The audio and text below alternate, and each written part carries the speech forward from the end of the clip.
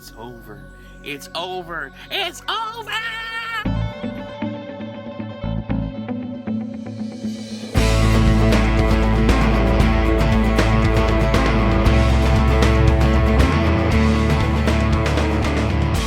And welcome aboard, everybody. Live Living Color here on the Sports Talk Nation. Michael Cohen here with you. And we got our special guest on the line, that, of course, the host of the Passball Show, John Pielli. And, John, let's move right along to some of the big stories that are going on in the MLB hot stove, which has gotten ratcheted up thanks to the New York Mets as they decided to part ways with Mickey Callaway. They have fired him as of Thursday afternoon, and the search for the next manager begins. And right away, all these Met fans are jumping on the bandwagon of, we got to have Joe Girardi, we got to have Buck Showalter, it's got to be Joe Maddon, who more than likely sounds like he's going to go to Anaheim to manage the Angels.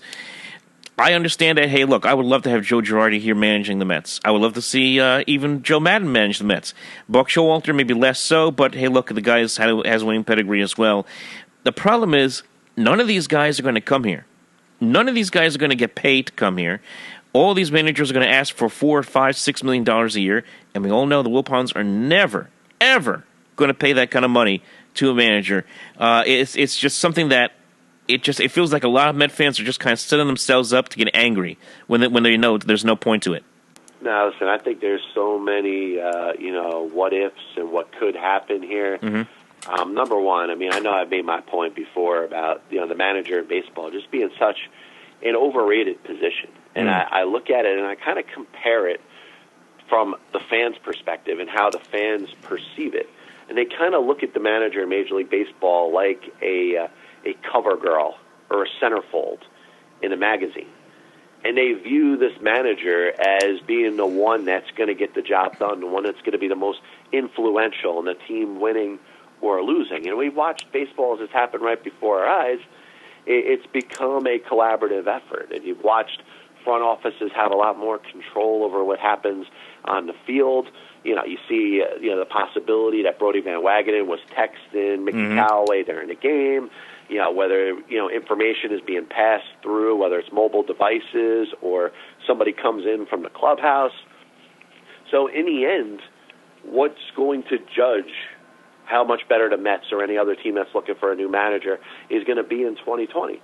It's going to be probably having a better brain trust in the front office to best address the needs that the team has. And a manager can be part of that. But most importantly, it's going to be the assemblance of the better players. Yeah. And I think baseball has come from a game, from the likes of guys like Earl Weaver and Dick Williams and Billy Martin and, before that, Joe McCarthy and John McGraw and Connie Mack, guys that were real innovators that took their minds, put it out on the baseball field, and what they knew about the game of baseball was put up there against what the opponent knew about baseball. And that was going to determine whether their team won or their team lost. Now it's play with a bunch of numbers, put your spray charts out there, and hope that you've assembled the best players that could play this game of chess. Yeah, I mean, the general manager controls the entire roster. They control what goes on the field. They control the lineup, basically. The analytics department does.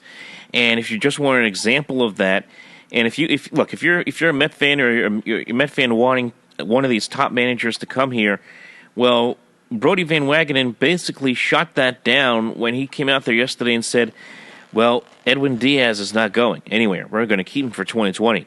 Noah Syndergaard, who's been rumored to be in trade talks, and I would like to see Syndergaard stay. I do understand the personality can be a little bit cantankerous sometimes, but he's going to be back for 2020. They don't picture moving either guy. Well, that takes a lot of power out of the manager's hands. So let's just say, for sake of argument, you're Joe Girardi, and you're saying, really like to take this job with the Mets, but really don't want Edwin Diaz on my team. I really don't want him to be my closer. Well, sorry, Joe, Mickey's going to be your closer no matter what. Well, why? Because I'm Brodie Van Wagenen, I'm the general manager, and I say so. I mean, that's the big problem. It just kind of undercuts the idea that you can bring in one of these guys who has been a baseball lifer, who has had control, let's say Girardi or Showalter, of their lineup in the past, and now they're not going to have that anymore. That's why I think the Mets are going to go the route of another young, inexperienced manager, like a Joe Espada, like a Luis Rojas. And look, I'm not trying to bash either one of those guys. We don't know what kind of managers they'll be, but that's what's going to happen here for the Mets. Well, what's going to end up happening is the manager is only going to be as good as Brody Van Wagenen assembles his team. Exactly. So you could put you or I behind the Mets dugout, and if Brody Van Wagenen somehow and his staff ends up putting together a much superior and well-balanced roster than in 2019, then we'd have a chance. Mm-hmm. So I'm not really going to judge the Mets based on who their next manager is. Now, the Wilpons may be thinking about that. Brody Van Wagenen may be thinking about that. And because of that, what you just said as far as where the Mets could go for their next manager may very well be true. Mm-hmm. But I also look at the aspect of Brody Van Wagenen and what kind of drew him to New York. He kind of has a flair for the bright lights. He kind of has the eye and the ear to make the big splash. I certainly believe that he loves when his big face and his picture is on the back of the New York newspapers. Oh, yeah. So I think he does want to draw the attention back to the New York Mets, which is why I think they'll wait until for the rest of the baseball postseason to be done, and then they'll start trying to steal headlines. And I think because of that, there may be a chance the Mets may hire a manager with a little bit more of a name to him than expected. Now, the only question, obviously, is the very obvious question, sure. And I don't even need to ask it because you'll ask it or anybody else will ask it. Will the Wilpons fork over the money to pay that manager over the next couple of years? And the only thing that I could say is Brody Van Wagenen was an agent. He's a very shrewd negotiator. Mm-hmm. And I would have to assume that he had to point out the plan to Fred and Jeff Wilpon as far as what he was looking for in his next manager before he went out there and fired Mickey Callaway, which, by the way, is costing Fred and Jeff Wilpon almost $1 million next year to pay him to not manage the New York Mets. Exactly. And that's why, just the idea of them going out there and getting a high-profile manager may not be realistic. Now, there's a name that was floated out there today. I have no idea how realistic this is going to be. And I don't even know if he's interested in managing again at this point in his life, but I've heard Dusty Baker's name get thrown out there. Former manager of the Giants, and of course with the Cincinnati Reds as well. Look, I mean, Dusty's had a great career, great resume. He's kind of been the, how should I say this, the Marty Schottenheimer of baseball managers, where he always has great regular seasons, and then it gets into the playoffs, and it's just nothing there. I mean, with the exception of getting to the World Series in 2002 and losing to the Angels, he's had a lot of baseball misery for that matter in the playoffs. Still a very good manager. I just don't know at this point in his life. I think he's well over 70 if he wants to be a manager again. Well, one thing that's true about Dusty Baker is the fact that he is one of two managers in Major League Baseball history to lead 4 different teams to the postseason. Yep. There's Dusty Baker and there's Billy Martin. Nobody else has ever done it. Now, he has also managed, just 4 different teams. So if he decides that he wants to do it, and I will tell you this, at the baseball winter meetings a couple of years ago, I had a brief opportunity to speak to Dusty, and that was one of the questions I asked him. Like, you thinking about getting in that seat again? He's like, I will never be in a position where I won't take a manager's job. Wow. So from his perspective, I bet you he's interested. The question is going to be, are the Mets, going to look in that direction? I think he'd be a good hire. Another guy that I actually brought up on my show, and I didn't think it gets any play at all, is Ron Washington, the third base coach for the Atlanta Braves. When he was the manager of the Texas Rangers, he had 5 straight 91 seasons, took that team to the World Series back-to-back years, and remember, left on the terms of a personal matter that he had between him and his wife. Since then, he was coaching for the Oakland Athletics, came back to Atlanta, where he's closer to his New Orleans, Louisiana home, and I think would be a great managerial hire. He's a player's manager. I think he's savvy enough with analytical stats and stuff like that, going back to the Moneyball days with Oakland. And I'm just surprised not to hear his name being brought out there too much, not just for the Mets, but really any of the managerial vacancies we've seen over the last couple of years. Very interesting. I'm going to let me throw a couple other names out there. Now, I know his name's been linked to Kansas City, but this is a manager with experience anyway, and that's Mike Matheny. Not a popular choice if the Mets ever went this route, and he would not be a popular choice amongst the fan base. I understand that, but again, manager with experience, probably would not command a very, very big salary from the Wilpons. He would be an intriguing option if he doesn't go to the Royals. And the other option that's intriguing, Kind of, at least, I don't want to say a total in-house candidate, but someone that would have familiarity within the organization, with the Wilpons anyway, and have the managerial experience, and that's Robin Ventura, who they thought about bringing in a couple of years ago before they hired Mickey Callaway. Didn't happen. Would he be a guy who would be interested in this potential job as well? I think those are two guys to watch potentially. Yeah, and I'll start with Ventura. I mean, that would probably be a good choice from the Wilpons' perspective. Mm-hmm. Somebody that they know and they're familiar with. I think they'd be very comfortable with him. I wouldn't be surprised if he at least got an interview.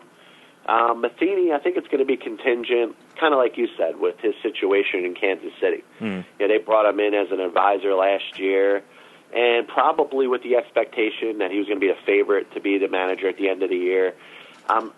When I found out that Ned Yost was retiring at the end of the 2019 season, I thought it was something that was already a known fact. I thought there was some rumblings about it at the beginning of the season. I thought that had something to do with bringing in Matheny. So I wasn't surprised when I thought that. So I still have one kind of connected to the other, that Matheny is going to go there. But, I mean, sure, Mike Matheny, kind of that, meat and potatoes baseball guy. He's not going to excite you. He doesn't provide that name that you're going to be like, oh, my God, they hired Mike Matheny. But, once again, he's going to be judged on how the Mets do. And if they go out there and they put the team together that Brodie Van Wagenen wants to, and they win themselves a World Series, I promise you, nobody's going to care who the manager in the New York Mets is. No one is going to care at all. I mean, all of a sudden that guy's going to go from being clueless whoever to being the greatest thing since Davy Johnson, for that matter. Why not? I mean, hey, you got to start somewhere, right?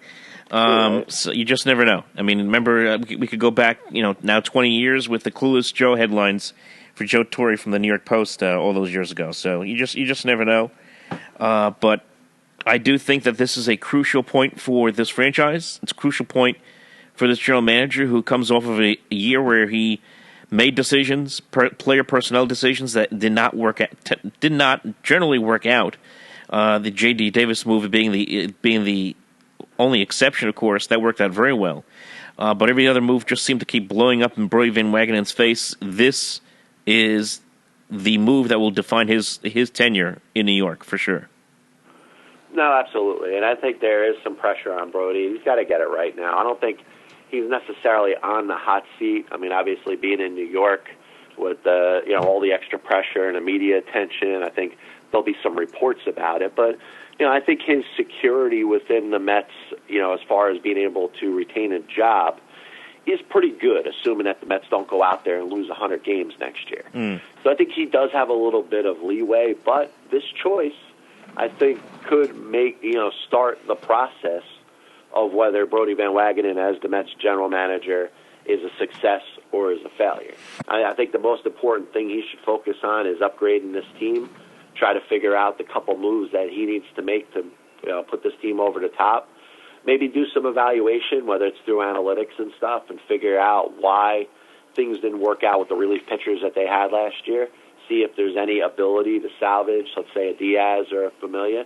Because think about it, if those guys did half of what the back of their baseball card or their baseball reference page said, the Mets would be in a lot better position in 2019. So if you could somehow write them, but also influx some other pieces to kind of make it more of a complete team, then, like I said, the guy that's managing the Mets may not necessarily matter if this team goes out there and wins 100 games and is a stalwart in the National League. May not. We'll see.